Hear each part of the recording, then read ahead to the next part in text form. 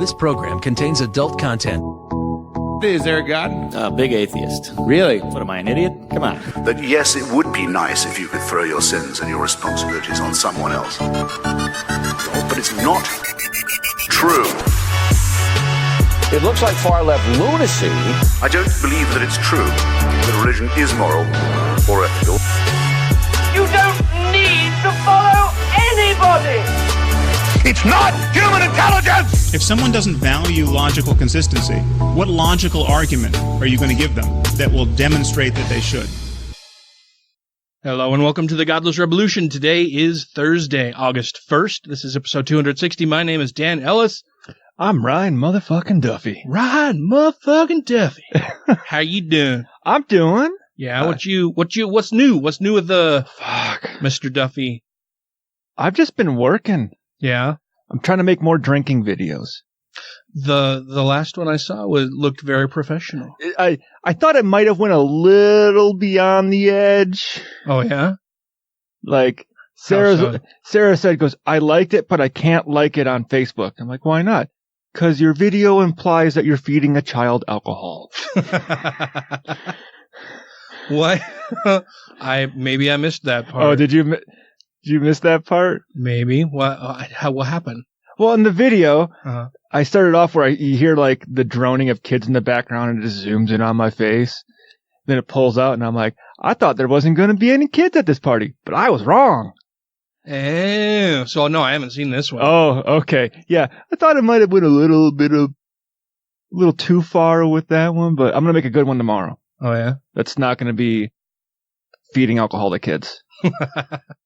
Well, good on you. And everything else is good? Yeah. Oh, I got one story. Okay, what's that? I don't get people sometimes. So yesterday morning, it was nice out, so I went to the dog park with Oz and Lulu. And I show up at the dog park.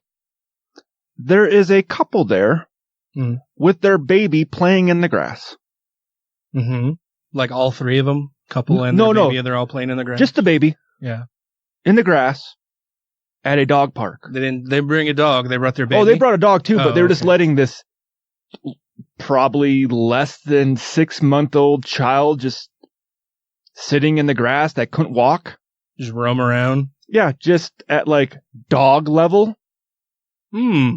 Where I was like, well, I can't let Oz off his fucking leash now in the park because you have a fucking baby crawling in the grass.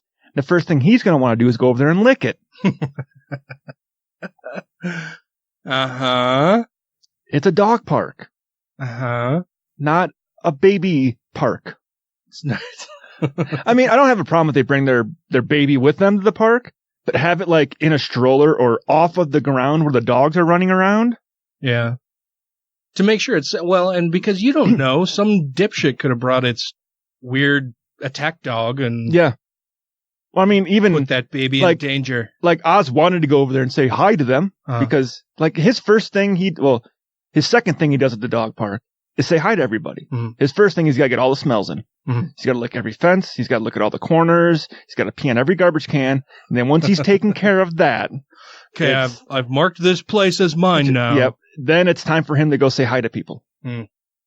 So he had done his fence walk. Yeah. With me on the leash. Yeah. And then he's like, ooh, people, time to go say hi. And it's like, no, sorry, Oz. They're leaving their baby in the grass, which you could go hurt because you might run really fast at them to go say hi to it and then just run right through the baby. Just run it over. And I'm not going to let that happen. Yeah. So, yeah. It's because you're a responsible dog owner. Don't bring your baby to the dog park if you're going to let it play on the ground. Yeah, that seems like a bad choice. Yeah. Yeah, it does. Probably not the wisest thing in the world to be doing. Not a whole lot new on this end. I went to the Atheists of Utah camping trip. That was interesting because I got there late. Because of stuff? Just, yeah, stuff and shit and things. I had wanted to take like half the day off work and be up there like right at check-in time, and I ended up working 4 hours past my regular shift, and then still had to pack everything. I ended up not even getting up there until almost 8 o'clock, I think. And I was really fucking close to just turning around and going home on my way there because I pull out of the driveway after packing everything and the sky is black and I'm like, fuck. All my shit's going to get wet because it's in the back of the truck. Yeah, it's probably raining at the campsite. And it was just kind of sprinkling a little bit. And I checked the weather and it said there was like a 35% chance of rain, of scattered showers, no big deal. And I was like, it'll probably be fine. It's just going to rain here and there a little bit. No big deal. So I got driving and got about halfway there and it just started fucking dumping, just pouring. Like my windshield wipers couldn't keep up with the amount of rain that was coming down. And just thinking, how wet is the shit getting in there? Yeah. And I was like, God, it's going to be like this when I get up there, possibly. And I'm going to have to try to unpack and set up a tent and do all this shit in the fucking rain. And that's going to fucking suck. And so I got to the halfway point and I was just like, fuck it, I'll just keep going. Got up to the campsite and it had stopped raining at the campsite by the time I got there, but everything was soaking wet and muddy. And so I didn't even set up a tent. I just ended up sleeping in the cab of my truck, which really fucking sucked. Like it sucked a whole fucking lot more than I thought it would have sucked. I've done that a few times on road trips. Yeah, it's very hard to get comfortable. You just kind of figure it'll be like sleeping in a recliner, and it's not at all. It's not the same thing. Sure, the seat lays back a decent amount, but you're at a weird contorted angle with your legs. Yeah, and there's no rolling over onto your side, either one. Like you're just kind of stuck in that position all night. And so that was not fun. And then I picked up, I don't know if I drank maybe some tainted homebrew or if I picked up a stomach bug before the trip or right as I got there, but I had the shits all fucking weekend, man. Like I was a mess the whole weekend. I mean, I still had fun, but I spent an inordinate amount of time in the outhouse toilet. Yeah, and you don't want to spend a whole lot of time in those. No, they're not a pleasant thing.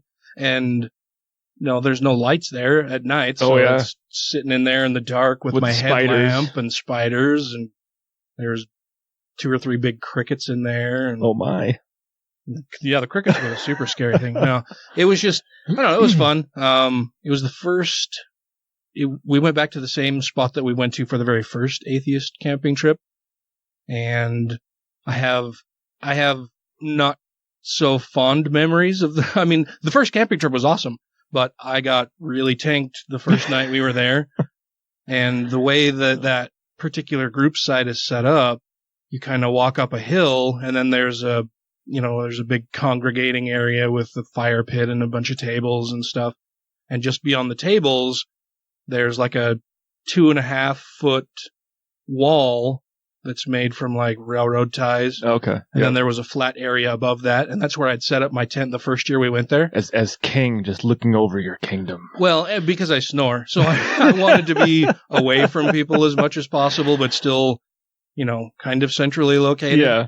And I got super shit-faced that first night and got up in the middle of the night to go to the bathroom and forgot that I was, that I had put my tent right next to this ledge and just walked out of the tent, took 2 steps and just right over that, flat on my face onto the concrete there. And that's when you just go, I'm just going to pee here. I just rolled over and I'm like, I'm okay. All right. Everything's fine. I did it on purpose. Was it funny that everybody laughed? No, it hurt a lot, but I was all right. And so the second night, I still didn't put up a tent or anything, slept in the truck again. I was really tempted to just throw an air mattress in pull all the shit out of the bed of the truck and just put that back there. I should have, I did not. And then because I wasn't feeling well and had slept for shit, hadn't really slept for shit for 2 nights, just basically woke up the next morning and boogied home.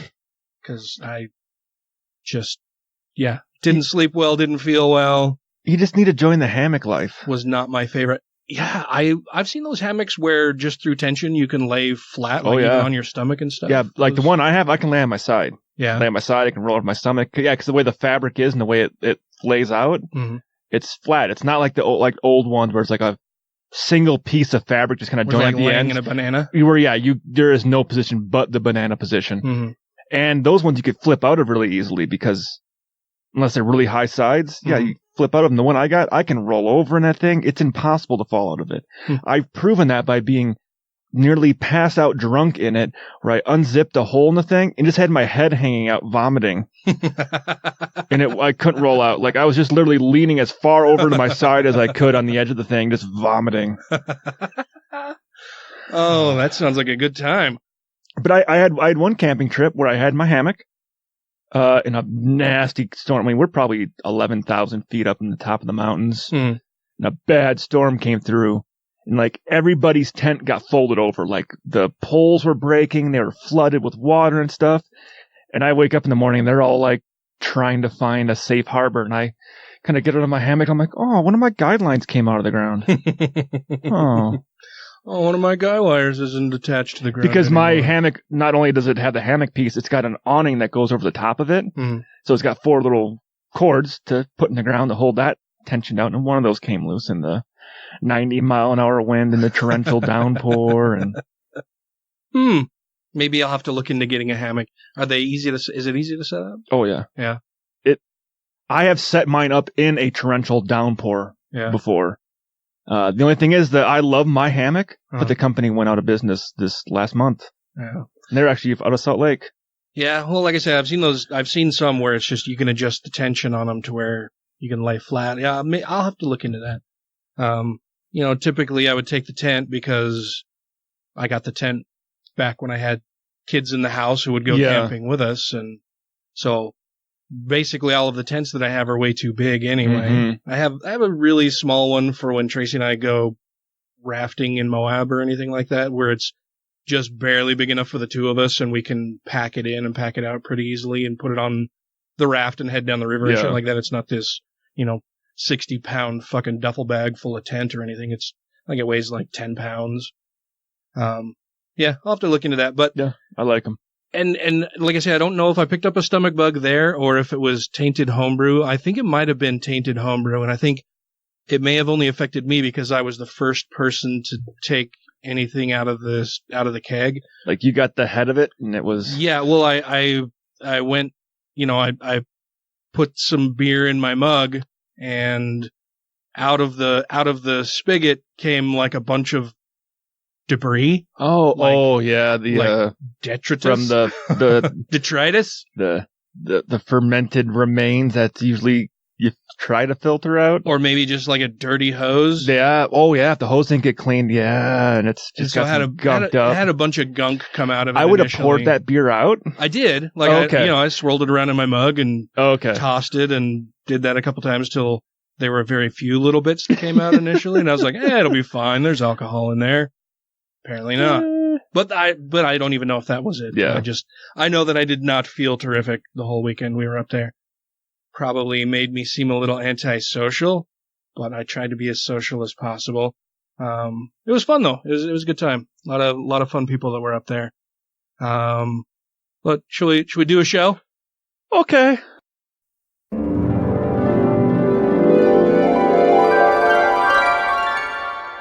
Hello. My name is Tony from the Conversations with God podcast. And as the name suggests, on that podcast, I talk to the creator of the universe, God. We discuss philosophy, cooking, death, and diseases, amongst other important subjects. And you're listening to the Godless Rebelution podcast, which is much better than the Conversations with God podcast. Hey, Reverend Quan. Oh, hey, Chip. Hey, do you have a minute? Yeah. I just want to say that I'm really sorry about the other night. I wasn't thinking, and I'm sorry. You coming here and saying that Jesus teaches us to forgive. That's all you had to do. Who's Jesus? Oh, yeah, the guy from the Bible. Yeah, the Bible guy. Yeah. Rejoining the Godless Rebelution podcast now. All right, so we're going to start out this evening with a couple news stories that were sent to us from listener Basilis. Yeah. Who lives in Cyprus, and apparently there's a really whacked out bishop who lives there. Does he live in the hills? I don't know. In the Cyprus hills? Is he insane in the membrane? Because he's loco. But this, so these two stories were kind of funny, but also kind of terrifying that this guy has any sway with people who would listen to the ridiculous things that he's saying, because they're just so far out there. I hope it's just a small group of people he has influence over. A very, very teeny tiny little congregation. Yeah, I hope. That can all fit inside one, like, living room sized area. Yeah. Yeah. Like Heaven's Gate. Yeah. Yeah, that'd be not great, but much more ideal than, thinking that he has sway or holds his congregations or holds, Jesus Christ, what am I trying to say here? He has influence, it's been a long great influence in his community. Yes, that. And a lot of people who listen to what he has to say. He sent this, it comes to us from Metro. It's just Metro. Oh, it's the UK Metro. Jesus, I'm so sorry, everybody. It's been a day. The headline says, gay people exist because pregnant women have anal sex, Bishop says. Religious leader, the Bishop of Morphu Neophytos, has claimed women enjoying anal sex while pregnant is the reason that gay people exist. I just don't understand this one. Oh, I'm sure that the story will make it, relay a whole... It'll be much more sensible by the time we're finished with the story, I'm sure. I also wonder if pregnant women that listen to rap music while pregnant give birth to rappers. Do they listen if they're butt? No, they just put the headphones on their belly and they just keep rocking in the womb. Oh, right, okay. The story says that speaking at a primary school in Akaki, Cyprus, and I'm sure I'm murdering all of these, all of the names of these places because I don't at all know how the Greek pronunciation of most of this stuff is. The K's are probably silent in there. So sorry. He claimed that the enjoyment the mother experiences transfers to the fetus, making the child gay. In a video translated by metro.co.uk translators, he said, quote, and I don't even know what kind of accent he would have either, so let's see, we'll do it happens during the parent's intercourse or pregnancy. It follows an abnormal sexual act between the parents. To be more clear, anal sex. I don't know why I decided to go with Jordan Peterson. I'm just going to enlighten our listeners right now. The image of this guy is about... He looks like Dumbledore. Yeah, he looks like Dumbledore. Black, dressed in black, little headpiece thingy on. Looks like a chef's hat almost. Why do religious long people white always beard. wear weird fucking hats? It's cosplay. He goes on in his quote and says, Saint Porphyrios says that when the woman likes that, a desire is born, and then the desire is passed on to the child. We're slowly transitioning into Kermit. The bishop was speaking during a series of spiritual meetings of dialogue that ran until this month, according to Accept LGBTI Cyprus. The meetings are open to anyone, and the audience ranges from children to elders, with people open to asking the Bishop of Morphu whatever they want. Many studies have been carried out to find out why people are gay, and no definitive answer has ever been given. However, we can find no evidence of any scientific studies being carried out to find if pleasure from anal sex in expectant mothers is or ever has been a factor. I mean, is it just if it's just a pleasure from anal sex, okay. But if it's the woman receiving any kind of pleasure, like food, like pleasurable food to eat. Then they grow up to be chefs. Oh, fuck. Eat more bacon.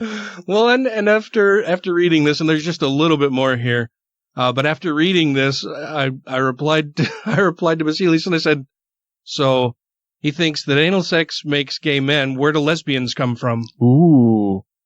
No sex during pregnancy. How does that? I don't know. How does that work? But the story continues and says, putting forward his evidence, the Orthodox Christian bishop told the people gathered before him that Saint Porphyrios had written about the issue.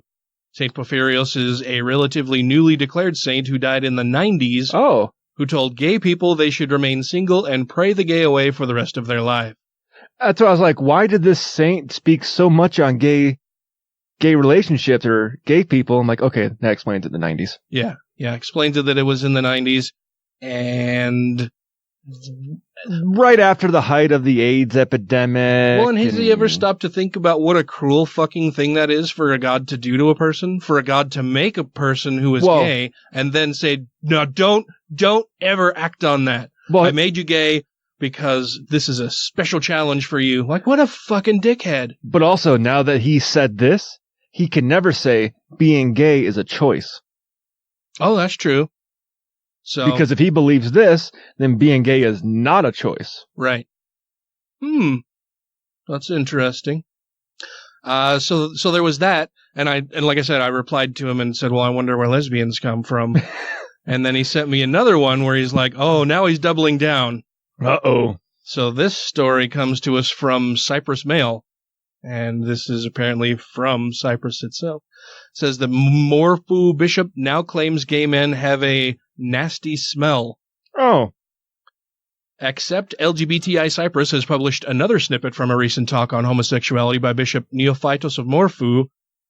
It sounds like a superhero, Neophytos of Morphu. Or is that a villain? Oh, probably a villain. Yeah. That would be better, yeah. Where he says gay men have a, quote, nasty smell and a specific stink. The bishop last week went viral with a clip where he said during the same talk that homosexuality was transmitted to unborn children when the woman enjoys anal sex during her pregnancy.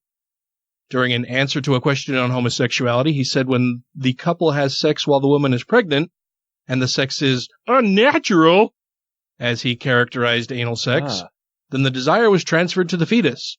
The bishop said that when the woman enjoys anal sex, a desire is created, which is then transmitted to the unborn child. Okay. In the latest clip released from the talk, he cited an example of what he described as a handsome young man who visited a monk, a holy monk. And as he walked by, the monk said to him, "Young man, I need to help you, to tell you, stop what you're doing." "What am I doing?" replied the young man, the bishop narrated. "This sleeping around," said the monk. "You'll catch something, a disease, and die young. You should repent. There is joy in repenting." Do I get to have anal sex? "Well, how do you know what I've been doing?" replied the young man, according to the bishop. "And how exactly did God show you this?" "As you walked by me, you had a nasty smell. You stink," the monk replied. "These acts you're doing, laying with men, have a specific stink which I recognize. This is how holy men receive information from God." Through their nose? Apparently. Wow. Yes, God communicates strictly through the olfactory nerves. Now, I'm not going to be stereotypical here, but the gay men that I know take way better care of themselves than most other men. Oh, most of them smell fucking amazing. Yeah, because they really take a keen liking to hygiene and smelling good and wearing moisturizer. I'm like, dude, gay bars are some of the best smelling places in the world. When I watched that Queer Eye show, and he's like, "What's your morning routine?" I'm like, if he asked me that, I'd be like, I wake up and put clothes on. Like, no. I smell my shirt to make sure it doesn't smell too funky, and then I pull it over my head and I head outside. Sometimes I don't even do that. So it was, this is how holy men receive information from God. He wasn't asked how the holy monk knew how to recognize the smell. Which is also a very good question. Yeah. The bishop goes on to relate how this young man's family then began to pray together every morning for an hour before breakfast. And then one day what happened? This young man, this homosexual, this ex-sodomite, was helped by the family's prayers and stopped his acts. This young man now smells wonderful, said the bishop. On a side note, the house got a shower in it. The Morphu bishop was massively criticized as the first excerpt from his talk went international last week, But the next day, he defended his position on homosexuality, saying it was the stance of the church and the saints. Social media responded to the new clip by calling for protests or having the bishop brought up for hate speech, which is interesting. I wonder if, I don't know what the laws in Cyprus are. So I don't either. Basilis will have to educate us and let us know if there's such a thing as hate speech there and what are the consequences and all of that kind of stuff. I mean, I had seen, I can't remember what fucking country it was. It just had their first ever Pride Parade about 2 weeks ago. Mm-hmm. Didn't go well. Didn't go well? Because all the bigots showed up with concrete or bricks and bats and brickbats? And brickbats and started beating the shit out of everybody. That's not good. Yeah. They basically, it looked like from one video I saw, they were literally hunting down gay men in the streets just to beat the shit out of them. That's fucking awful, man. Yeah. While they were trying to have the country's very first Pride Festival that was allowed, and a big group of assholes showed up to beat the shit out of them. That's fucking awful. You know, everybody says that, oh, religion is this wonderful, peaceful thing that brings people together and makes them peaceful and tranquil. No, for a large part of the populace, it's very, very damaging and unleashes and gives permission for some of their more pernicious impulses. Yeah. It's not a good thing in the hands of a lot of people.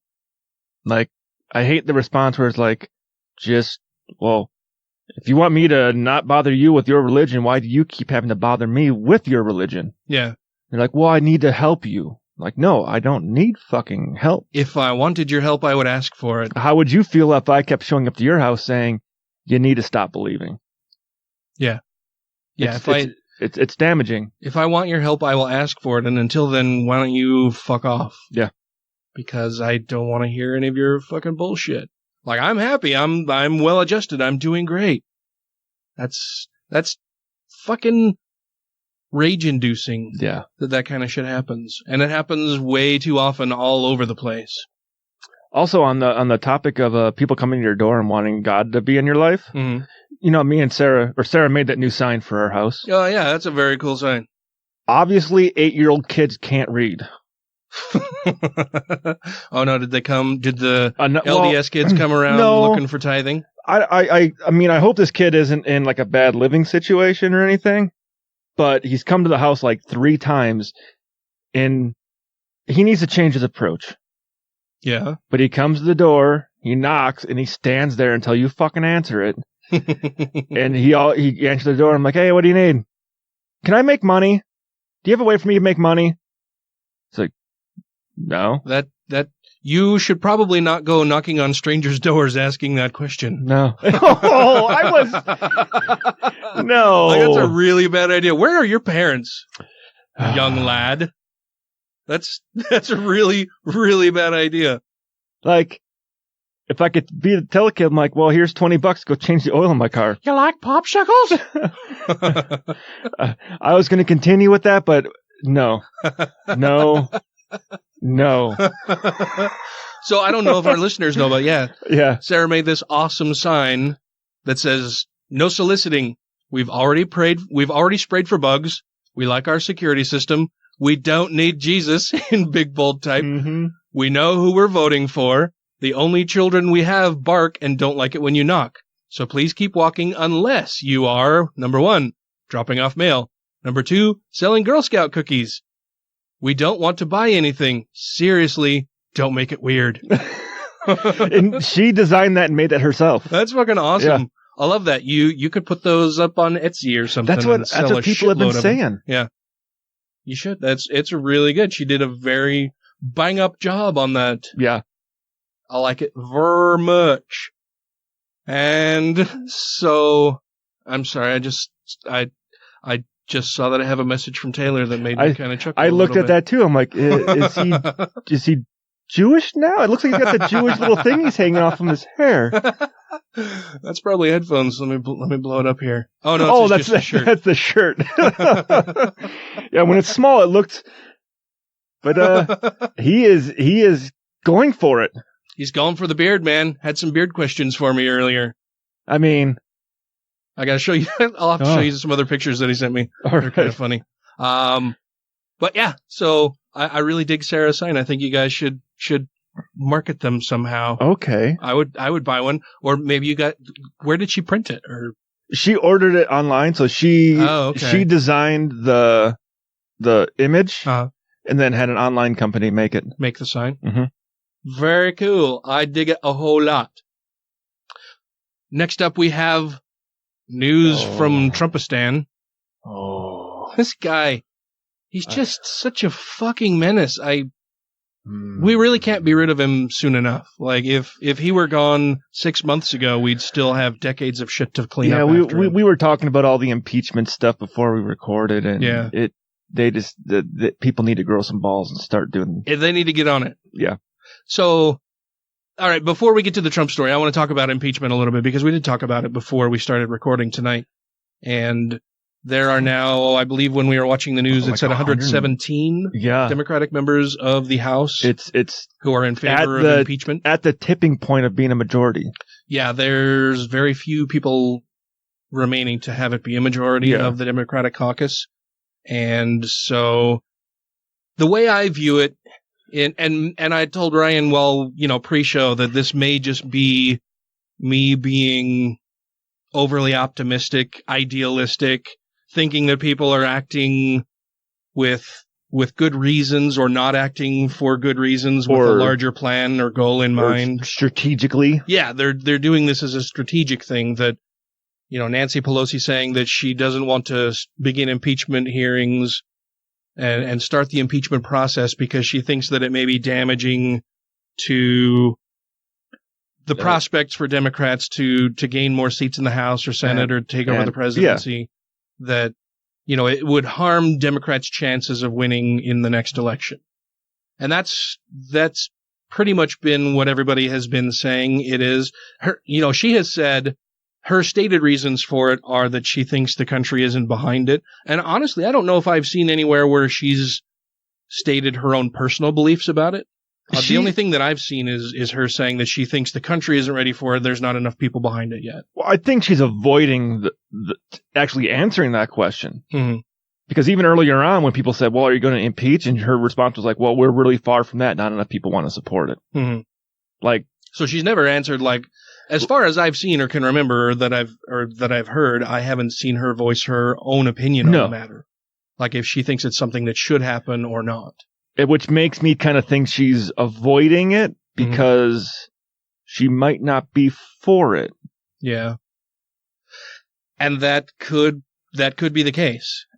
Me probably projecting a lot of shit onto her, I am of the opinion, and I don't really have much to back this up. This is, like I said, this is me wishfully thinking, being overly optimistic perhaps, that she views this and it's a calculated decision to not start it now. We know that an impeachment proceeding will take X number of months to carry out, right? Yeah. And perhaps, or I'm hoping that it's just a political calculation where she's saying, okay, we know that it's going to take this amount of time. The elections are in November next year. So we want to pace this out so that all of the really damning stuff about Donald Trump comes out as we lead up to the election, so that all of this stuff is coming out and it's just a steady drumbeat of all of these heinous things that Donald Trump has done throughout his presidency. Yeah. These are all the things that we should absolutely remove him from office. These are all of the reasons that we should remove him from office. And here's the evidence that we have to back it up, and this is undeniable.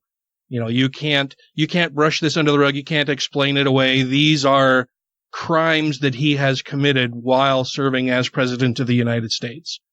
And that she's hoping to time this so that it would have the maximum amount of damage would be dealt to Donald Trump, right? Mm-hmm. And that's what I'm hoping for. That's my secret desire, is that's what's really going on, that it is all just political calculation. That she thinks that absolutely we are going to start an impeachment process against Donald Trump.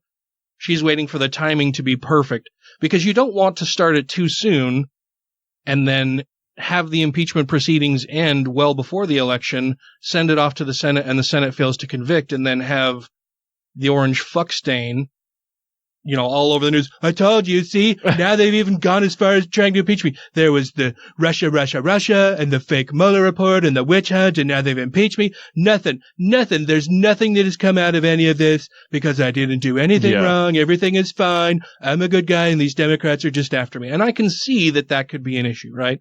That if it ends before, way before the election happens, that could be the case.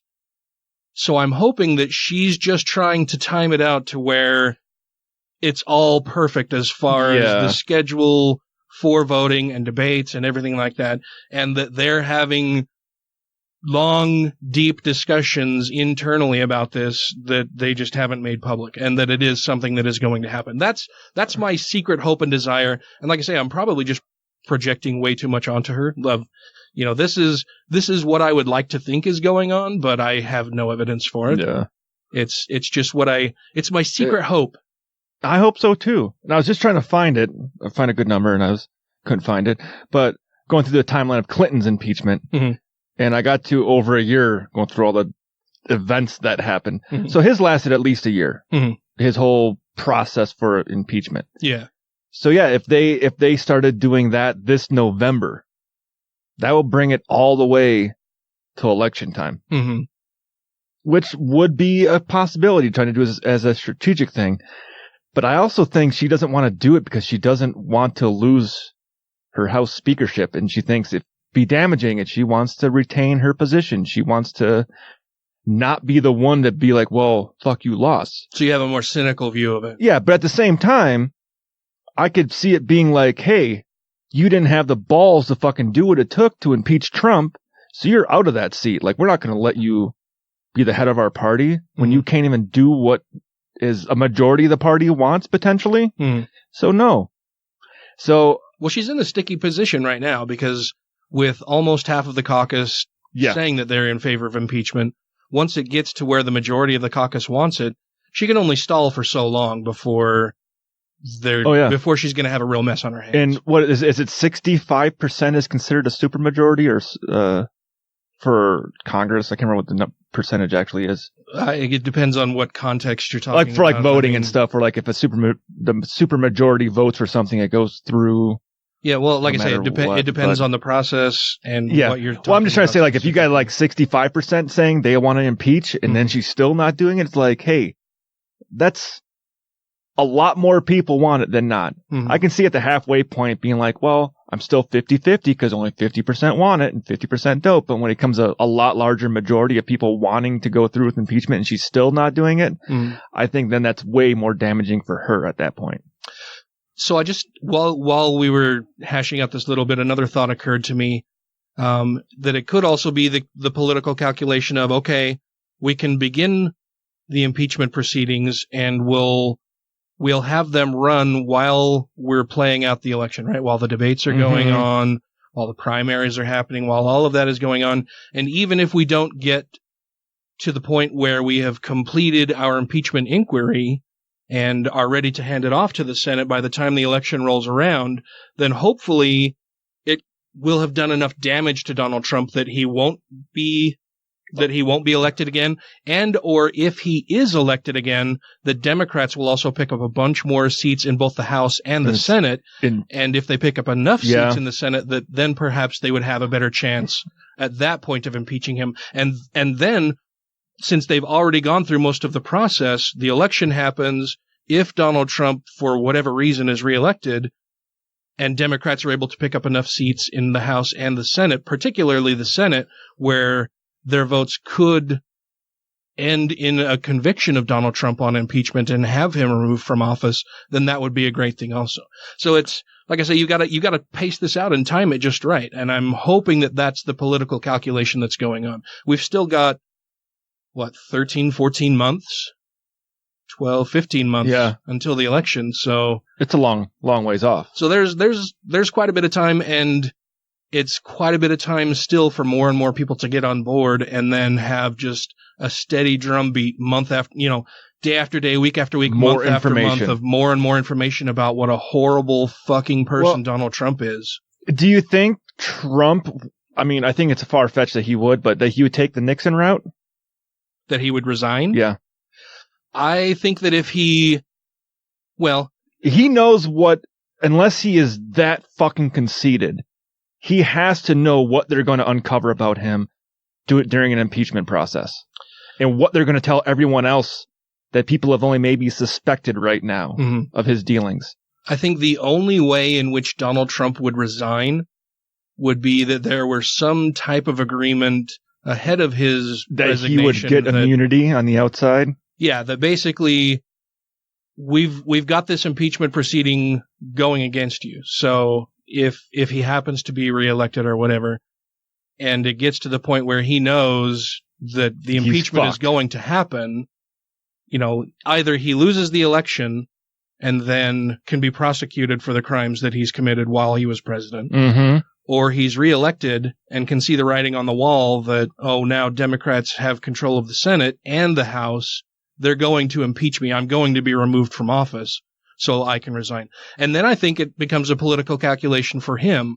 How long is he willing to wait to see which way the wind is blowing and if he's going to be impeached or not? Because at the moment the elections happen, if Democrats take over the Senate, it's game over for him, right? Yeah. Then he's done. And then he won't have anything to bargain with because they can just vote to remove him from office and then prosecute him. Yeah. But if we start the impeachment process and he resigns prior to the election happening, where he can read the writing on the wall and see that it's going to happen. Democrats are going to be picking up a bunch of seats, that then he can, make some backroom deal with Pelosi, with Schumer, with anybody else in power in the Democratic Party to say, okay, so here's the deal. I know I won the election, but I can see, you're going to be maybe taking, or I expect I'm going to win the election, but you're probably going to pick up enough seats. I will resign as long as you promise that you won't spank me and put me in timeout. Right? Because at that point, because if he loses the election, then he's hopefully going to be prosecuted and put behind bars. If he wins the election and Democrats pick up enough seats in the Senate to convict him, then he's going to be removed from office and hopefully put behind bars. But if he can read the writing on the wall to where Democrats are going to take over the Senate and they'll have the House, hopefully then he would just resign. I don't know. It's going to be an interesting fucking 15 months, man. On one hand, I think his narcissism is so fucking great that he doesn't think he could ever end up in prison. True, he's a narcissist and he lives in a bubble, but he's also a fucking coward. If he can see that, shit's going to happen, he'll roll over and start fucking crying. He'll start sucking his thumb and crying for mommy. He's had what I thought somewhere where he's had over like 3,500 lawsuits against him, and he's won everything just by giving them fucking money. Oh yeah, well that's been his modus operandi since day one. He could fucking walk. Was I did a boo boo? Somebody needs to pay for it and fix it so that I can go on making boo boos. So, well, I guess technically he can't do that unless it's a really, really fucking super shady backdoor deal. Yeah. Well, like I say, which it'd have to be someone else that's equally as unethical as him. Well, and I mean, we've got a long time for this all to play out. And I mean, it could be the case where he can see, and perhaps the Democrats can see, okay, we're going to impeach you. That's going to be damaging for everybody. It's going to hurt both parties. It's going to tear the country apart. It's going to be a big to-do. But it's also going to damage the Trump name, the brand. Right. But I'm saying if he is actually impeached, if he's, if he is removed from office through the impeachment process, that's going to be damaging for everybody. You're going to have Republicans who think it's all a setup, it's a scam. Democrats are, that's going to be the QAnon fucking conspiracy theories to break the internet. But if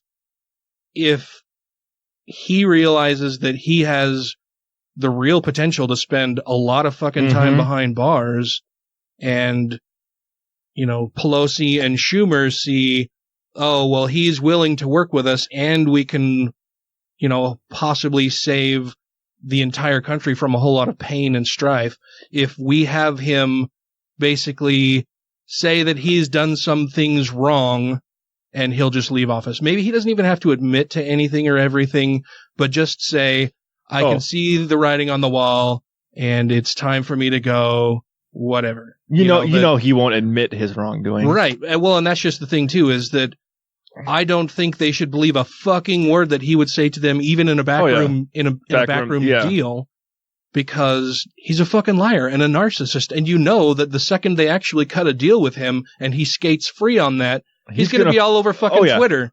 Oh, yeah. All over Twitter, fucking lying his ass off about it. Fox News and everywhere else. Yeah. Breitbart. Yeah, it'll be ugly. He needs to go to prison, I think, is what has to happen here. Whether that's that he's impeached and removed from office or he loses the election and then is prosecuted, he needs to have some real consequences here. It's like the little kid that you've seen him around. You go to a restaurant and the parent is like, "Now, Billy, stop that. Stop pulling that strange woman's hair. This person you've never met. Don't bother them. Don't bother them. I'm going to count. I'm going to count to 3. 1, 2, 2.5. I'm going to count. I'm almost at 3. 2 3/4. You better get over here."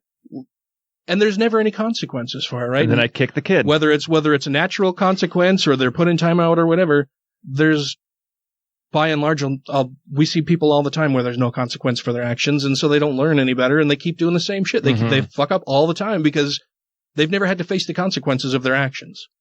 And he has never had to face the consequences of his actions, apart from maybe paying more money than he wanted to sleep with a porn star. You know what I mean? He had to pay her off so that he could still win the election. Yeah. And he's bought people left and right all over the place. But I also, because we know he's a narcissist horribly. Yeah. I somehow feel that his brand, because even as president, he's still selling the Trump brand. Mm-hmm. That's all 45 is his Trump brand. Oh, yeah.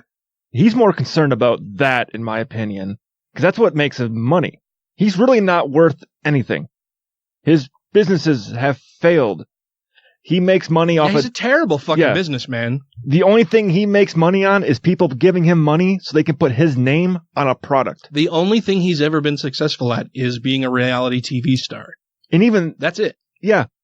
That's it. All of his other businesses are basically bust. Oh, did you... I can't remember who there was a guy that was a Trump insider that said that he had met with them during the campaign talks and stuff. And he said he walked into the campaign headquarters at Trump Towers and he's like, "Wait, isn't this the set for The Apprentice?" And I'm like, "Yeah, it is." That was what they were using for their campaign headquarters, was the set from the fucking Apprentice. Oh, jeez. Yeah, I mean, he's definitely way full of himself. I don't know how full of himself he is. If he's that deluded that he just would never release his grasp, even the most tenuous of grasp on power. Yeah. Faced with the prospect of going to jail. How far would he actually take it? It's like playing a game of chicken where the consequence is you're going to go to jail. Yeah. I think he'll take it right to the fucking edge. Yeah. Right at that last minute. I mean, for sure he'll hang on as long as he can, but how long can he hold out? How long would he be willing to push it, knowing that the consequence is a long fucking stretch in prison? When he finally realizes it's real. Yeah. The other question... When the FBI kicks down his door. Yeah.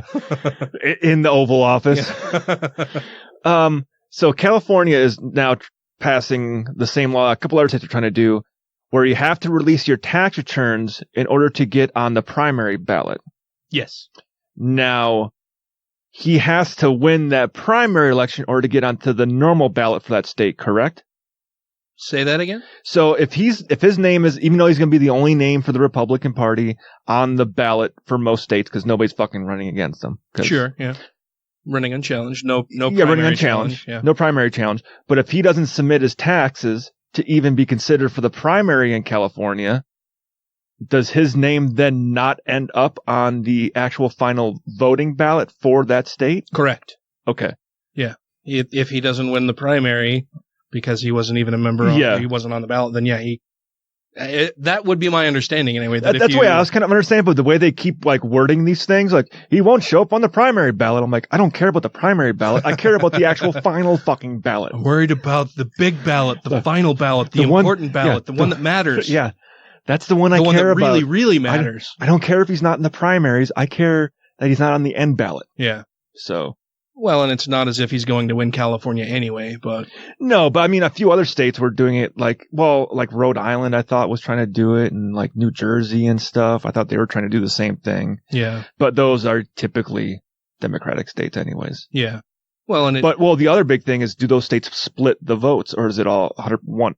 All to one person. Yeah, some states are winner take all, some split it up. Yeah. It depends on the state. I can't remember how California does it, but if California is like, well, you're not even on the ballot, and guess what? We split the vote, so you're going to lose a shit ton out of that. 100% goes to the Democrat. Yeah. Yeah, I think this again is one of those things we talked about it on a previous episode where the result of Donald Trump's presidency is going to be a shit ton more regulation around elections and running for president. Yeah.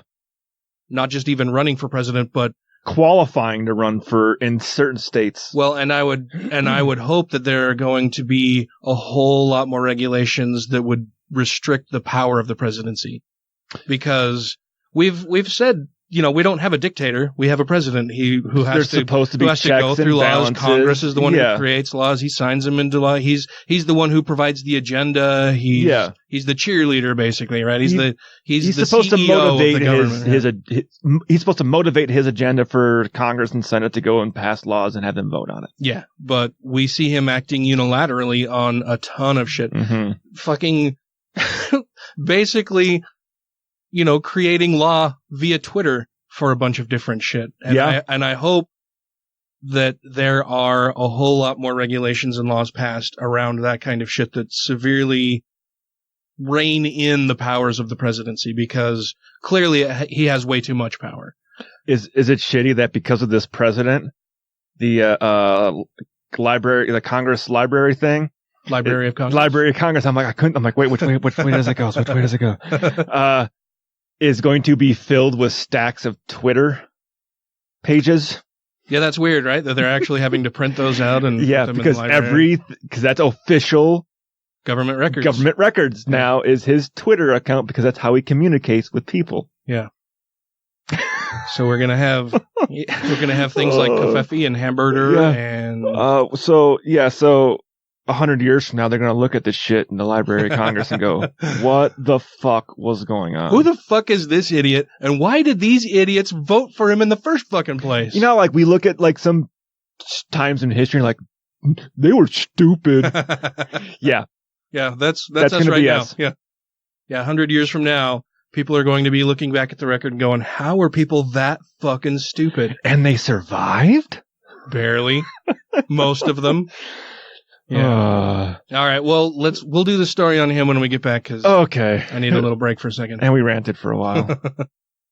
Hey, everybody. I'm Mary. And I'm Shelley. We have the Latter-day Lesbian podcast. It's the podcast about an ex-Mormon gay girl just trying to figure out her life. Mm-hmm. And so we do that every week on a podcast, don't we? We do. You're supposed to jump in. Sorry. Just jump in anytime. Okay.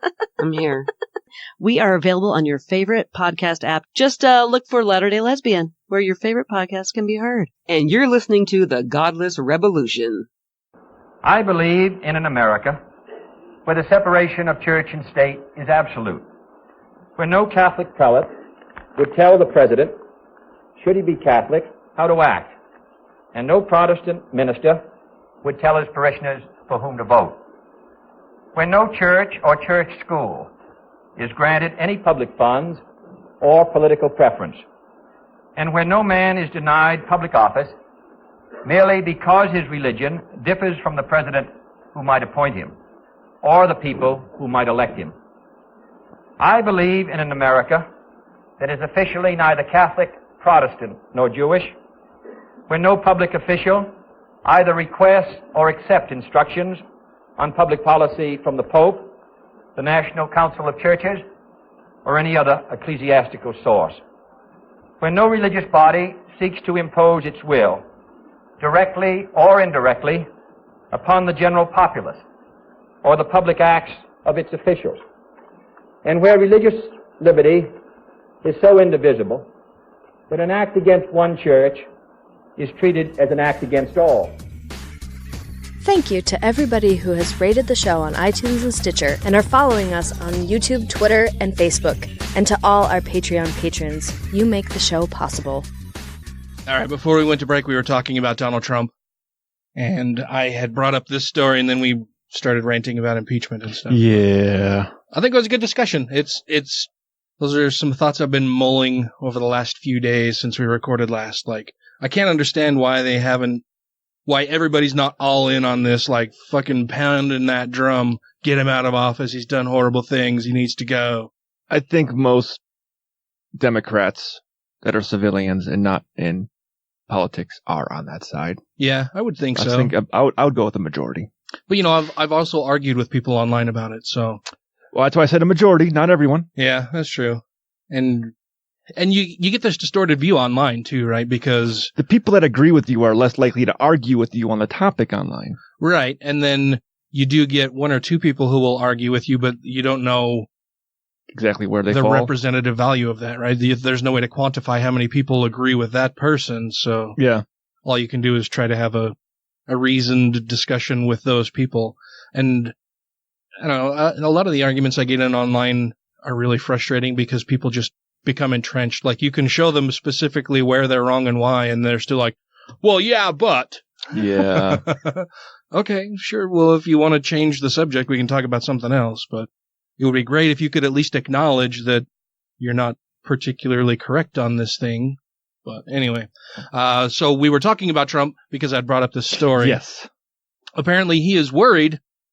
This comes to us from BusinessInsider.com. The headline says, Trump is reportedly worried that Fox News is being taken over by liberals trying to undermine him as his war on the network escalates. There's mommy and daddy are fighting a little bit. Yeah. Yeah, they're not getting along as well these days, and it's because he's a giant fucking narcissist who expects them to just fawn over him all the time. And so when Fox News actually reports something accurate about him that isn't portraying him in the right light, he loses his fucking mind, like he's been betrayed. I mean, pretty soon here, the only person he's going to have to go to is Tucker Carlson. Tucker Carlson, and what's that other fucking... What's the other cockwad on there? I was going to say, Hannity. Sean Hannity. Yeah.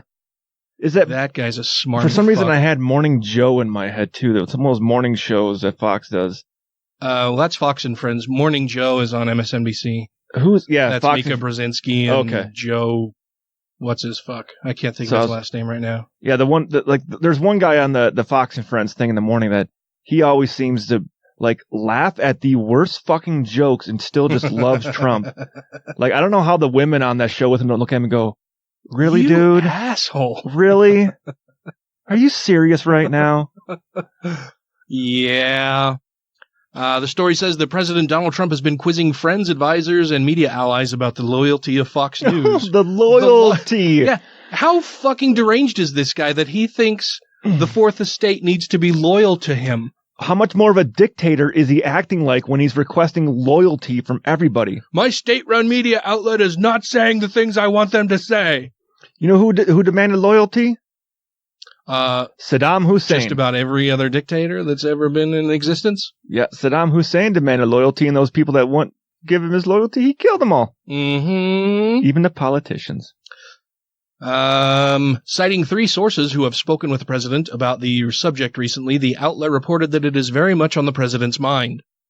The sources said Trump had repeatedly asked, "What the hell is going on at Fox?"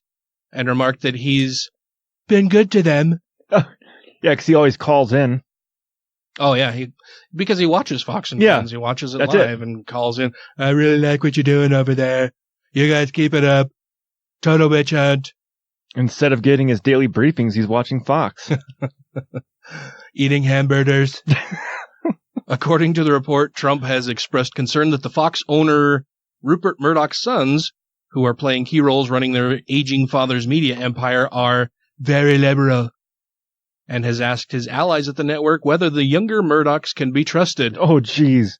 Whether they can be trusted to report the things that he wants them to report. Because if they're not trusted, fair and balanced. Killed. Yeah. We report, you decide. He has also reportedly instructed senior aides to do more interviews with networks other than Fox News, which has previously enjoyed unparalleled access to senior members of the administration. So, like, what networks does he tell them to go to? Breitbart? No, shit, I'm trying to remember the name of this other network. Is it like one of those faux networks, those like internet networks that are the right-wing ones? Sort of. It's a smallish media outlet, but is like super ultra conservative right-wing wackos. It would be like staffing the entire network with Bill Hannity clones. Okay. Not Bill Hannity, Sean Hannity clones. That's how far right-wing and diluted this other network is. And I can't remember the name of it. I read an article about it last week or earlier this week. Are they on the web or are they actually on TV?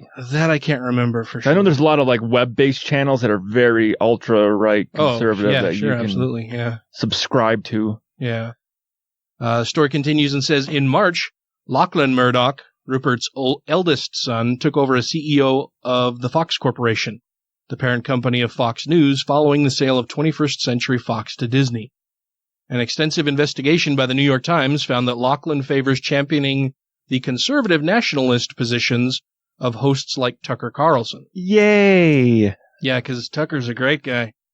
But Lachlan's younger brother, James Murdoch, a former Fox executive, has told friends he's embarrassed about Fox News' coverage and takes a more liberal political position than his brother or his father, the Times reported, which basically means he doesn't think that we should be propping up a dictator. Like, liberal compared to those two people, when we're looking at the spectrum is, okay, these guys have this meter pegged out on the right, and this guy's more just liberal. a little bit pulling it back. He says more liberal than his brother and father. Yeah. Not that he's very liberal. Yeah. Yeah. Trump's anger at Fox News might come as a surprise to many, given its frequent reports favorable to Trump. Star hosts, including Carlson and Sean Hannity, have acted as informal advisors to him. Yeah. But the president has recently publicly accused the network of bias against him. Quote, watching at Fox News weekend anchors is worse than watching low ratings, fake news at CNN, he tweeted earlier in July. The network was said to have provoked his ire by broadcasting live footage of soccer fans in a French bar chanting insults about him. Did you see that? So when they report just shit that's happening that doesn't show him in a favorable light, he loses his shit and the thing is whips his diaper off and starts pounding it against the wall. Once the people in the control room figured out what was going on, that feed got cut pretty quick. Because have you seen this footage? Oh yeah. They're all chanting, fuck Trump, fuck Trump. They're like, oh, wait, we can't say fuck on here. The president wrote that Fox News is changing fast, but they forgot the people who got them there. No, you did not put them there. They've been there for a long time. Pretty sure Fox News was around long before you were president, and they were a right-wing outlet way before you were president. I mean, yeah, Tucker Carlson and Sean Hannity have been doing this for like 20 fucking years. Yeah. The story concludes and says, earlier this year, he lashed out at the network for hosting town halls with Democratic presidential candidates. Which, I mean, I would imagine that that's got to be, if it's not outright illegal, that's got to be skirting the law that the president is telling a news network, trying to dictate to them who they can and cannot have on their show. Especially if it's political, saying you will not have any of my competitors on your show. Yeah. That's fucking crazy, man. Not that I would expect anything more sane from Donald Trump, but one thing all dictators have is their own state media. Yeah. Which he's already called for. Yeah, he's not a good guy, if I haven't made that clear. I'm not a big fan. No, you haven't. So let me get this straight. Uh-huh. You think Trump is, the opposite of good? Bad, yes. Yeah, bad. Yes. Okay. Yeah. Well, this is a revelation. Bad Trump. Trump. You have heard it here first. Next up, we have a couple of right-wing politicians who are not my favorite people. I'm actually a little bit surprised to hear this coming from Marco Rubio. The story after this one, I'm not at all surprised. This one, I was a little bit surprised because it's way more religious than I previously had thought Marco Rubio was, or shines a light more into his religious views that I didn't know were that far out of the mainstream. I figured he was fairly religious. Well, sure, yeah. Like, I mean, not to the extreme as some others are at, but I mean, not trying to say all immigrant family, because his family was Cuban, right? Mm-hmm. I mean, a lot of Cubans have very religious feelings, and some of them believe a lot of supernatural stuff. Yes. And being raised in a culture like that, I could see him having very strong religious views. Yeah, I guess. And maybe he's said stuff like this in the past that I just haven't paid attention to or have forgotten, which wouldn't surprise me because I'm getting older. but oh no, I'll tell you later. Okay. Sorry, everybody. Squirrel. So this comes to us from Talking Points Memo. It says, Rubio, God's rules win over Supreme Court decisions. Republican presidential candidate Senator Marco Rubio said in a video posted Tuesday that he believes people of faith should ignore laws that violate their religion. That's bullshit. Yeah. What? Because then you could just make up any religion you want to violate laws. And say, well, my religion says I don't have to do that. So only if they accept your religion. It's like they just don't think about the repercussions. They don't think far enough ahead. Okay, well, if we do this, what are the outcomes that we're going to see from this? What are the potential downsides of doing this? Once again, when I hear that thing being said, it's Christians. Right. Don't have to follow these rules. Yeah.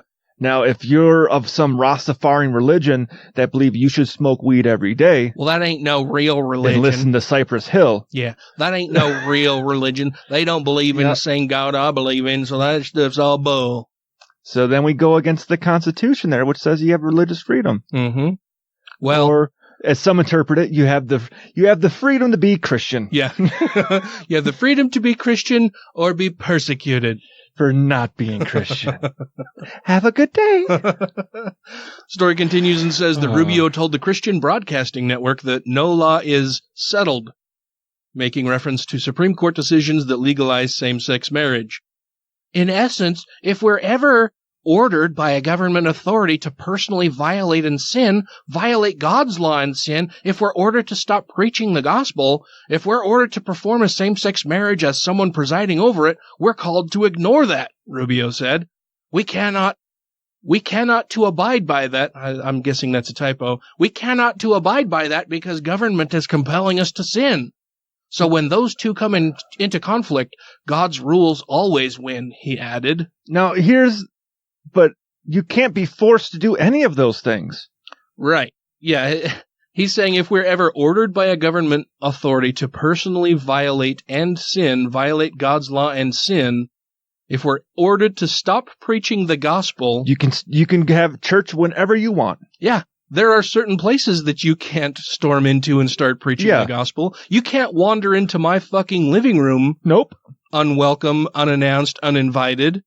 Or my schools. Start preaching the gospel. You're not supposed to do that in public schools. Nope. There are places where there are limitations on you practicing your religious faith. That doesn't mean that you can't have your religious faith, that you can't do it in your own church, temple, synagogue, whatever fucking strange building, your house, a closet, out on a city sidewalk, that you can do these things. You can do them wherever you want with very certain and very limited restrictions on those things. Hell, you can do it in your bathroom while jerking off to the Virgin Mary if you want. It reminds me about what we were talking about earlier. I can do whatever I want. The story says that rhetoric deviates a bit from when Rubio weighed in on defiant Kentucky County Clerk Kim Davis, who was jailed because she refused to issue marriage licenses to same-sex couples. Earlier this year, Rubio said in September that the clerk's office had the, quote, governmental duty to carry out the law, but that there should be religious freedom protections for individuals working in the office. Now, if you remember that case correctly, she didn't want to give them out. So they said, okay, have someone else do it. She said, no, I won't let them do it. Well, now you're in trouble. Yeah. Yeah, like you can't do that. That's because you had other people in that office willing to sign those for them, but you won't allow them to. So does that go against, is that infringing on their religious belief then? I suppose it would depend on if their religious belief entails that they should, as part of practicing their religion, issue marriage certificates to same-sex couples. What if they were humanists that believe that should be allowed underneath their? Then yeah, she would be violating their religious freedoms for sure. So, but he's a hypocrite. Surprise! a hypocritical Christian Republican. I just don't know where we would ever find another one like that. Ooh, White House. Or this next guy. The frothy mixture returns to the news after being away for some time. The Santorum. Rick Scrotorum. This comes to us from Church and State. Says Rick Santorum, separation of church and state, a communist idea, not an American one. I don't believe that. I don't believe so either. And actually, I pulled some audio from one of our former fantastic presidents, or somebody who is still loved and admired to this day, that I will be using as a drop. I may have put it in before this track or after it, but either way, it'll be in this show. So you can all hear what somebody from our past has had to say about this, who was serving as president of the United States. Because we don't do this live. We don't know where it is. In a conference call with members of right-wing pastor E.W. Jackson's Stand America that was posted online today, former Senator Rick Santorum disputed the existence of the separation of church and state in the U.S. Constitution, dismissing it as a communist idea that has no place in America. A listener on the call told Santorum that a number of the things that the left, aka the Democrat Party, and the president is pushing for and actually accomplishes a number of the tenets of the Communist Manifesto, including the amnesty, the elevation of pornography, homosexuality, gay marriage, voter fraud, open borders, mass self-importation of illegal immigrants, and things of that nature. Wow, I didn't realize that was all in that manifesto. The likely presidential candidate replied that the words separation of church and state is not in the U.S. Constitution, but it was in the Constitution of the former Soviet Union. That's where it very, very comfortably sat, not in ours. Of course, Thomas Jefferson and James Madison, among others, referred to the separation of church and state when explaining the amendment which they drafted. Later in the call, Santorum continued to lecture. That's just it, too, is they're so fucking completely ignorant of history, and the Constitution that they say they love so fucking much, they don't know its history. They don't know how it came about. Yeah. They can read the text at a basic level, but they don't understand the deeper context of a lot of the things in the Constitution. Or that there's other pages to it. Right. Later in the call, Santorum continued to lecture President Obama on race in America because Santorum would have a real eye toward knowing what all of that's about, telling Jackson, who once criticized a desegregation plan as social engineering, that Obama harmed race relations and ironically failed to do something transformational. So, Obama harmed race relations because, how? Why? What?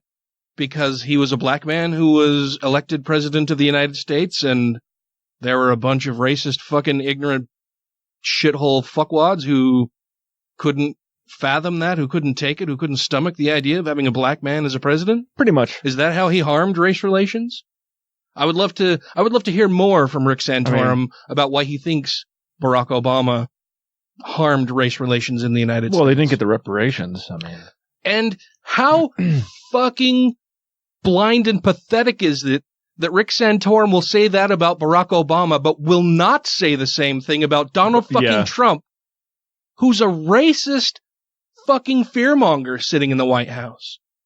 What a coward, hypocritical simpleton this fucking frothy mixture guy is. When you cavort with Al Sharpton, you certainly aren't into racial reconciliation.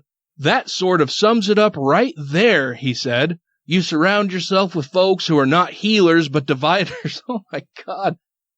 This president has been the divider-in-chief on so many fronts. You had hoped, as you mentioned, Bishop Jackson, you hoped that on this front it was an opportunity for the president to do something transformational, that he could have been that figure that could have made a real difference in a racial reconciliation, could have made a real difference just within the black community, and he chose to take a different path. He chose to use it as a wedge issue, as opposed to an issue that was one that he said he wanted to accomplish when he was going to heal the country. He has done anything but. Yeah. That just blows my mind. It's like he lives in Bizarro World. Well, he does. I don't know what else to say about that other than that it's just so fucking far out there and wacky that I don't understand how he could say that with a straight face. And how anybody within the sound of his voice didn't immediately just go, what the fuck are you talking about? Right now I'm trying to find where that thing is said in the Soviet Constitution. Oh, where it says that in the Soviet Constitution? It says Article 13, but there's 9 articles with separate articles involved with them. Okay. Well, let's see if we can find that. We'll be back. Okay. This is Dr. Hector Garcia, author of Alpha God and Sex, Power, and Partisanship, and you are listening to Godless Rebelution. These anxieties you're describing, they're very normal for this stage of sobriety. The fog is lifted from your brain, and now all these competing thoughts are trying to assert themselves over your mind and your life. You need to rework step 3. Admit you're powerless and that there's a higher power in control. Well, I didn't do that step. I don't understand. Well, I'm an atheist, Shirley. I reject the story of some sky daddy whose approval I'm supposed to beg for. I skipped all of the steps that had God in them. Well, but that's most of the steps. I know. That's why I was able to blow through the program in record time. Because you didn't actually work the program. See, AA only works if you work it. Jim, your yips are directly related to this issue. You're white-knuckling it. You're trying to control your life and your sobriety, and you can't. So you need to find a higher power that works for you, or you're not going to be able to fix it. Hey, so all I have to do is find God in the next 24 hours. Is that what you're telling me? No, that should be a stamp. Thank you. I don't even know where to start. You could start here. At a Catholic church? Real life Slytherin? No. No, thank you. At least with Mormons, you get magic underwear in your own planet.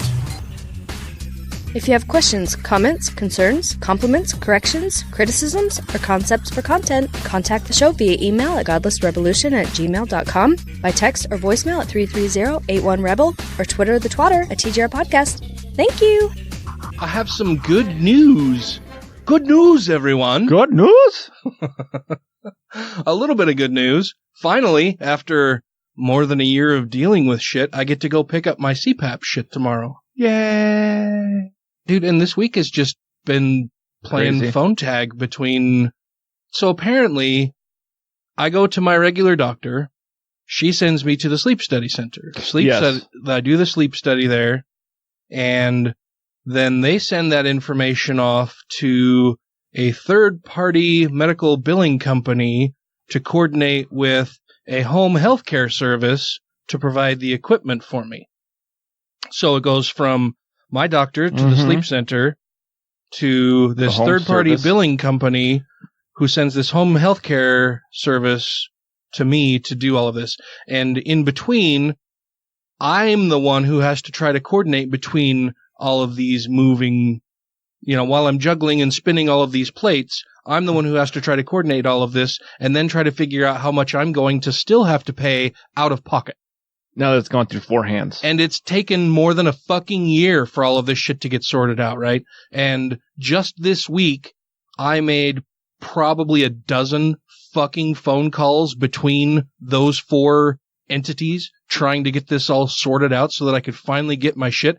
Because how fucking long ago was it that I even did the sleep study? It's been more than a month. Oh, definitely. I was going to say maybe 2 months. It's been a long fucking time since I did that. And when I did it, they're like, oh yeah, we'll get you all taken care of. This should be about a week and you'll get all your stuff and blah, blah, blah. Fuck no, dude. It's been easily more than a month since I did the sleep study. And tomorrow, fingers crossed, I mean, I have an appointment set up to go and do it, but I get to go pick up my shit. They'll fit me with the mask and all that kind of stuff, show me how to use it, whatever. And then I bring it home and set it up. And hopefully tomorrow I'm going to sleep really well. You're going to wake up an all-new man. I probably won't sleep really well the first night because I'm going to have this apparatus on. And something from the fucking alien films attached to your face. But a face hugger. Yeah. But, hopefully within the next few days I will get accustomed to it and sleep better.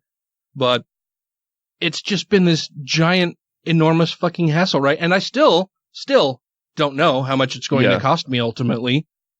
But it's one of those things where it's like, okay, well, I don't know how much it's going to cost me. I have good health insurance. I mean, comparatively speaking, doesn't mean shit usually. Yeah. Well, like I say, it's good compared to a bunch of other plans that are out there that aren't terrific. Mine is good compared to garbage or none or nothing at all. Right. Yeah.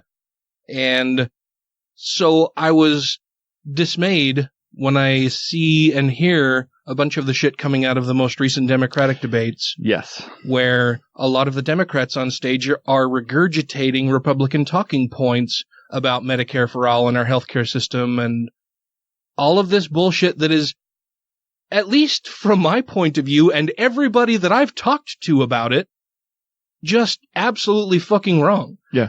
I think it was almost about 20 minutes of that first night was dedicated to them arguing over this. And it to me, the things that they were arguing about were just fucking stupid because, or straight up lies. Yeah. Because they're kind of half right? Like they say that one of the biggest concerns of Americans who currently have health coverage is that they don't want to lose the coverage they have now, that they like their coverage. They don't want to lose it. And when I hear that, it's what I have now fucking sucks, but it's better than nothing. Yeah. And they're afraid that they're going to end up have health insurance. Yeah. Then they're afraid that they're going to end up with nothing or that what they will get will be worse than what they have now, which I don't see how that would be very possible because what we have now is a broken, unmanageable system. It's fucking garbage and bullshit that I've had to wait a fucking year, more than a year, to get this sorted out. And tomorrow, hopefully, I will actually have my CPAP in hand.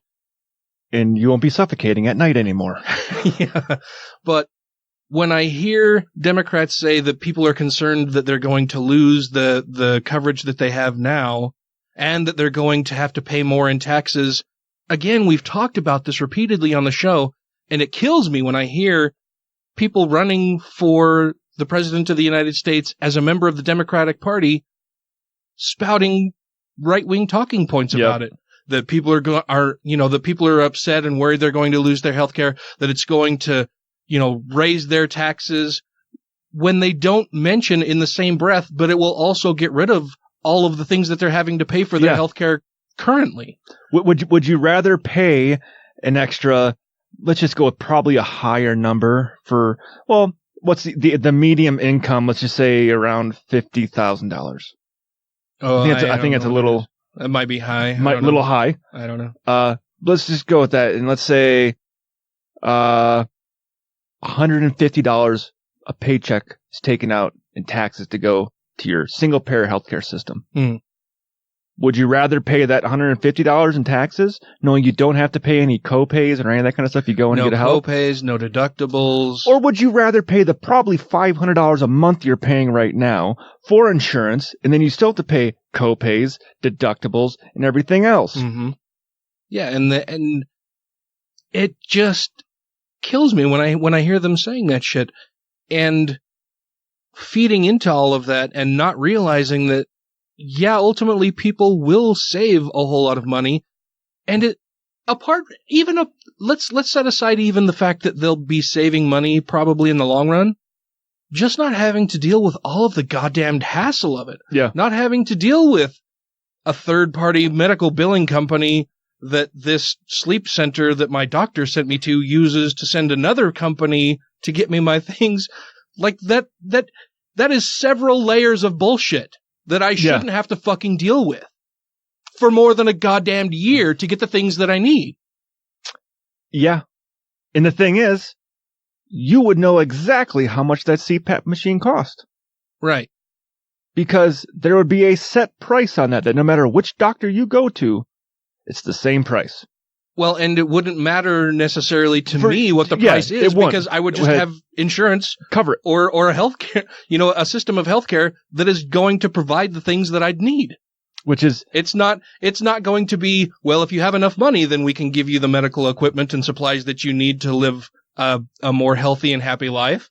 No, it's, you get these things as being part of our country, as being a United States citizen. You get healthcare as a right. As you are paying taxes on it, you have this. Yeah. As a service for you for paying taxes to pay for this, you get the things that you need. You don't have to jump through all of these fucking hoops. You don't have to wait a goddamn year. You don't have to walk into picking up your equipment tomorrow not knowing how much you're going to have to fucking pay for it. Now, does anyone, well, unless you're in an unincorporated county, sometimes they have to pay this, but if your house was, let's say, on fire or being burglarized, would you hesitate to call 911 because you wouldn't know how big that bill was going to be? Yeah. No. You know why? Because your fucking taxes pay for that. Mm-hmm. Your taxes pay to make sure that you have firefighters and police there to come and help you. And on the flip side, how many times have you personally been in a situation where you're like, Jesus Christ, do we need to call an ambulance? Should we call 911 and have them get an ambulance on the road here, or do we just drive them there ourselves because we can't afford that? Is that going to cost way too much? And we should just throw this person in the car and drive to the hospital as fast as we can, hope that we don't get pulled over, and rush them into the emergency center there. Or what goes on a little more frequently nowadays, call the fucking Uber. Because it's honestly cheaper for you to get an Uber ride than it is to call a fucking ambulance. Yeah.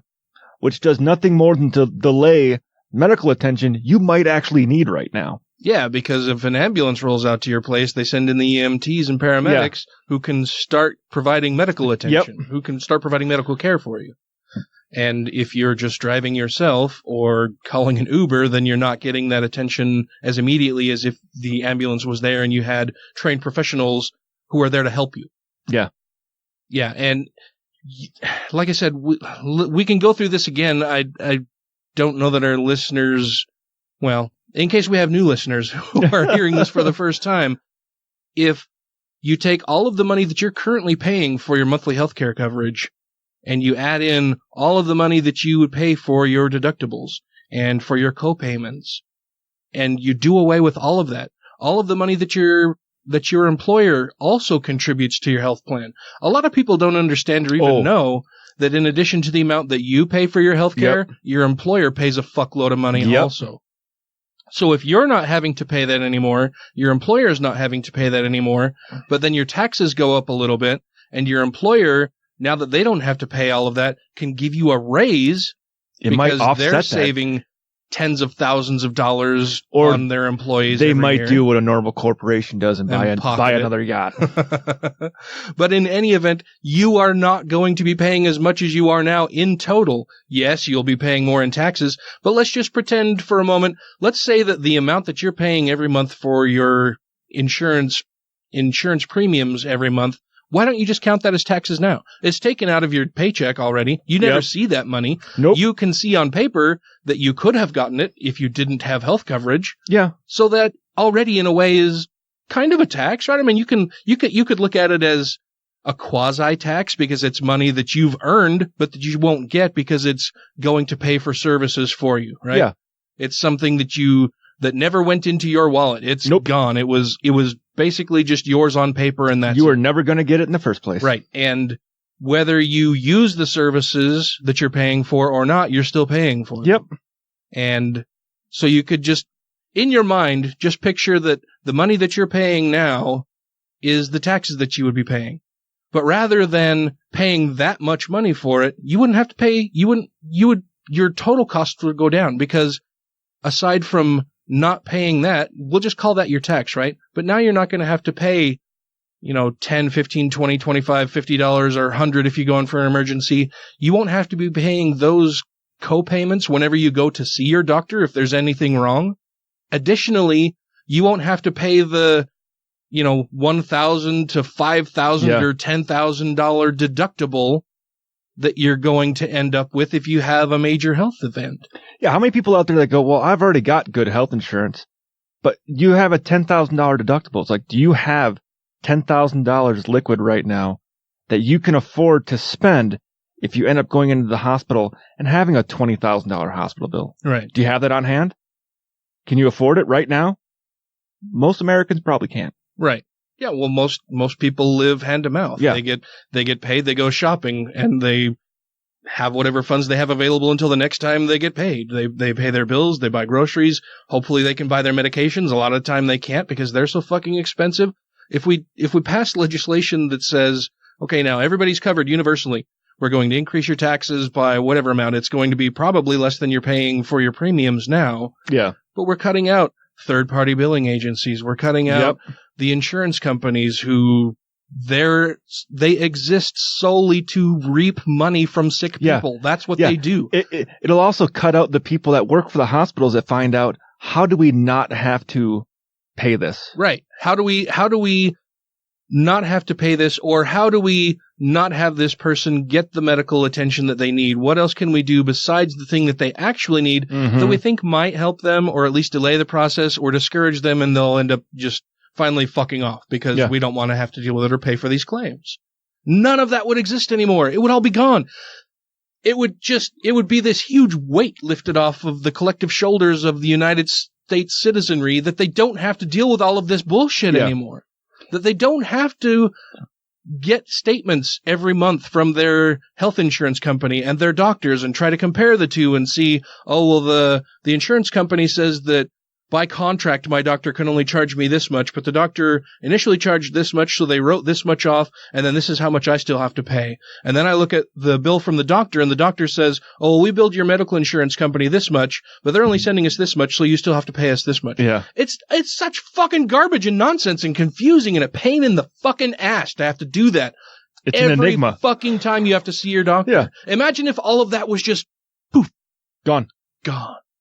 Oh, and now guess what? People are more willing to go to the doctor when they're first feeling symptoms of something. They're getting help. And they don't wait until it turns into an emergency. Yeah. Or something that has caused irreparable damage to them now that they have to move into a maintenance mode now of controlling whatever ailment they have. They headed it off at the pass. They won't even develop something that is a long-term, lifelong, life-affecting ailment that they'll have to deal with forever. So we would be a healthier nation. Yeah, it would be a healthier, happier, much calmer, stress level reduced nation. Now, what about these immigrants? We're going to let these immigrants come in here and get health care, aren't we? Oh, God damn it. No, we can't take care of other people. But wait, if I go on vacation to, let's say, Canada. Yes. And I were involved in a nasty automobile accident. And I was taken to one of Canada's finest hospitals. Would I leave with a bill? No, bacon. No. Yeah, I might get some Canadian bacon, but I'm not leaving with a bill. And guess what? Guess what there, Mr. Ellis? What? I don't pay taxes in Canada. You don't? No. Is it because you are not a citizen Because there? I'm not a citizen of Canada. I don't pay taxes there. But guess what? Oh. If you get injured, you pay the same amount as a citizen of that country. No. Yeah. Isn't it crazy? They don't charge you the American price. They charge you the same thing they charge everybody else. They charge me in those fake Canadian dollars? Yep. What are they, loonies? Loonies and toonies. Yeah. Well, and I've had several friends who've been injured while they're out traveling somewhere, and it's in some social democratic state, and they get injured and they go to the hospital, and the doctors and medical staff treat them very well. Mm-hmm. They're well taken care of, and they go to leave, and they're like, "Well, how much is this going to cost me?" And they're like, "What are you talking about? $25. What do you mean? What is it going to cost you?" you're free to go. We fixed you up. Well, actually, Mr. Ellis, get back here. We noticed you rented some Skinamax on the TV, so that will be a $5 charge. But, I mean, that argument of, well, are you just going to give free health care to immigrants? It's like every other fucking country does. Yeah. And why would that be a huge burden and problem? Sure, it may cost a bit, but what is the cost if we don't do it? That they'll spread disease to everybody else. I mean, that's one of the things that all of these right wingers are so fucking terrified of, right? Oh, they're bringing drugs, they're bringing disease, they're bringing all of these horrible things here. They're infested. They're going to come over here and corrupt everything and make people sick. Well, the simple solution then is, well, let's fix them when they get here. Let's give them inoculations. Yeah, let's make sure that their health is shipshape so that they're not going to make anybody else sick. Yeah. I don't understand it. And if they come here and get inoculated and get some medical help and go back to Mexico, well, okay. We already got Americans going to Mexico to get medical attention anyways. Well, and on that subject, we have some audio from the debate that is, I like Bernie Sanders. Yeah. I prefer Elizabeth Warren, and honestly, I'd probably vote for anyone. Well, I would vote for any one of the fucking Democrats who were on stage for any of the debates, even if it were Marianne Wu Williamson. I would vote for her if she were to win the primary. I will say this about Bernie. Ah. I do like him. Yes. I like his passion. Yes. But his talking points are getting extremely repetitive. Well, and I mean, that happens when you're. It does happen. I mean, it's what you believe, but he could change it up. He could go into a different number, but he uses the same one I'm like, I know exactly what he's going to say.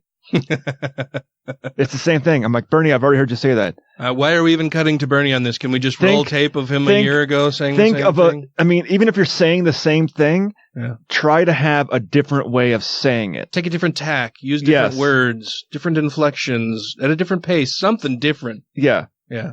That's my only complaint about the way he does that. Yeah. Yeah. I know it's a big thing. It does get a little repetitive. Yeah. But it's good stuff. It is good stuff, but when things get repetitive, they get lost. It's like hearing, the same song over and over and over again. You love it when you first hear it, and then it's great, and then it's good, and then it's like... And then you go to a karaoke night, and you ended up killing somebody because they played that fucking song. I want to change the channel now. But I thought this part from the Democratic debate between Bernie Sanders and Tim Ryan was... awesome. Pretty fucking awesome. Medicare for All is comprehensive. It covers all healthcare needs. For senior citizens, it will finally include dental care, hearing aids, and eyeglasses. But you don't know. Second of all. You don't know that, Second Bernie. of all. We'll come to you in a second, I do know, and I wrote the damn bill. Yes! Then just the look on Ryan's face of like, oh, I just got slapped. He's like, oh, right. Oh, I do know it. I wrote the damn bill. He just put Ryan in the corner. I thought that was very good. And then he continues on and says, after thunderous applause. Oh, yeah, then it does this. They're just putting words on the screen right now. Don't worry about it, audience. Before they start talking again. You can see it. Many of our union brothers and sisters, nobody more pro-union than me up here, are now paying high deductibles and co-payments. And when we do Medicare for All, instead of having the company putting money into healthcare, they can get decent wage increases, which they're not getting today. Senator Sanders does not know all of the union contracts in the United States. I'm trying to explain that these union members are losing their jobs. Their wages have been stagnant. The world is crumbling around them. The only thing they have is possibly really good health care. And again, it's really good health care compared to fucking garbage or no health care. And it's possibly really good health care. Yeah. Now, what did Bernie say? Medicare for All takes care of all their medical needs. Yeah. Since their employer isn't paying it, they get a pay raise. Yeah. What does Ryan say? They possibly already have good health insurance and they want to keep it, and their wages are stagnant. Yeah. Well, Bernie just gave you the answer to that. Yeah, gave you the answer to both of those things. And then when he's going to say next, where he's like, well, when they retire, you just want to play it? Oh, sure. We'll just play it. All right. Then we can The talk about it. Democratic message is going to be, we're going to go in, and the only thing you have left, we're going to take it, and we're going to do better. I do not think that's a recipe for success for us. It's bad policy, and it's certainly bad politics. So he basically goes in and says, the Democrats are going to take your health insurance away that you got to pay high deductibles on right now, which if you get fired, that's all you get to keep. Yeah. It's like, okay, yeah, but it still has high deductibles. Yeah. That still costs It's garbage. more money. It's garbage insurance set up to just wring money out of you. Yeah. It's how they're squeezing blood from stones. Yeah. So, well, now not only is that union member possibly lost their job, and taking the one thing they had that was possibly good was their health insurance. Yeah. And now they get sick, and they got a $4,000 deductible. Well, they're out of work. They can't afford that $4,000 deductible. Yeah, well, that's just it, too. Like, they don't even necessarily, right now, they have good health coverage because they have a job and they're a member of a union. Yeah. If their wages are stagnant or they lose their job, then they have no fucking health coverage. Nope. What then, Tim Ryan? How do you fix that? Well, they can keep no, they can't because they're, fuck. Mr. Tim Ryan there is acting like he knows every union contract, and every union contract says you get to keep your health insurance. But he just told Bernie that Bernie doesn't know every union contract. But I will say this, every union contract, I guarantee, has a fucking deductible. Uh-huh. And underneath Bernie's plan, no more deductibles. No more copays. Yeah. Just so that sounds better already. It's playing into fear-mongering and scare tactics. Yeah. And then using them against the party that you're running for. Like, that's fucking stupid. But yes, sir. I'm done talking about insurance for the night and all that kind of shit. Oh, should we go back real quick? Because before we went to a break, we're talking about that Russian thing. Oh, yeah. And then we forgot to bring it up. We looked it up. That Russian thing, are you referring to Donald Trump or something else? That's the Russian connection. So all we could find on it was before before the Soviet Union came to power. I only found it on a right-wing site, and it quoted 1918, I think. 18? I think that was it. But the first Soviet Union Constitution wasn't until 1936 that we found? I thought it was 24, something like that. It was like 1924 and then 36 and then 77. Yeah. They had 3 separate constitutions. But we couldn't find the actual text of anything either. In the actual Soviet Constitution that took place after the one when it wasn't the Soviet Union. Yeah. Yeah, so we couldn't find actual text to support anything Rick Santorum says, which I'm not surprised about, but it could just be that it's because we couldn't find any text at all.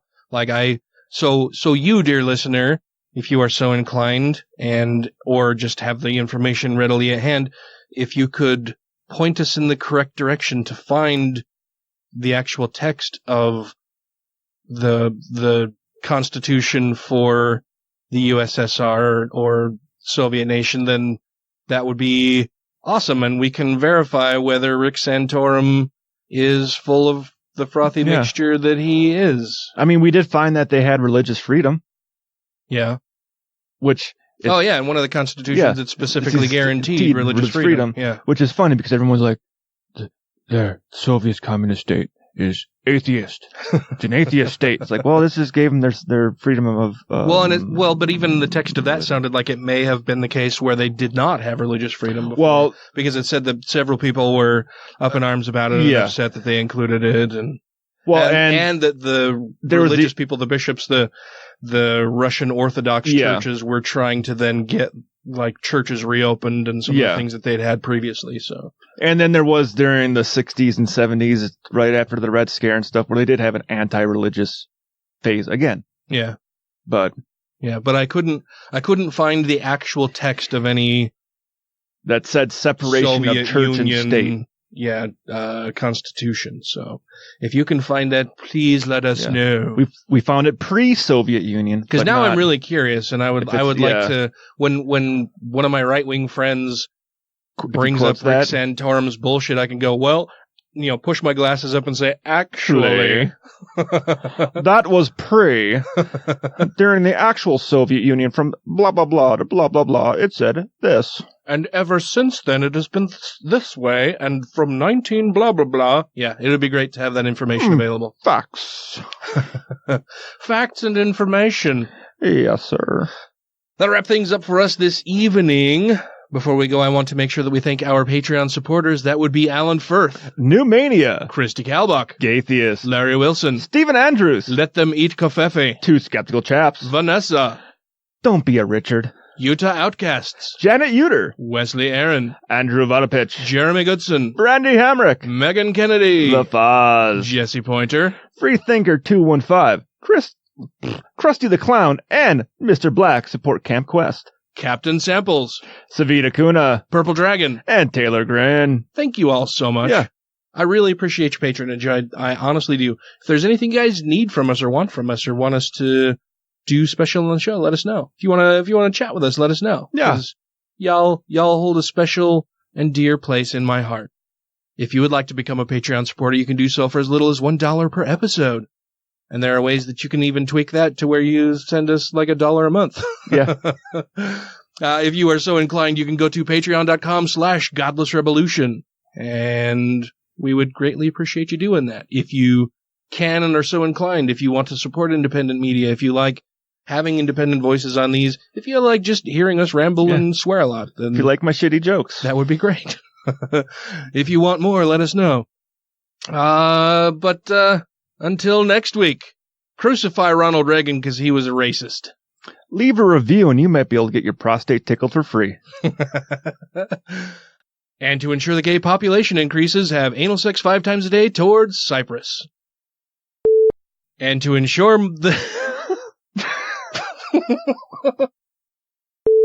have anal sex 5 times a day. Let's see.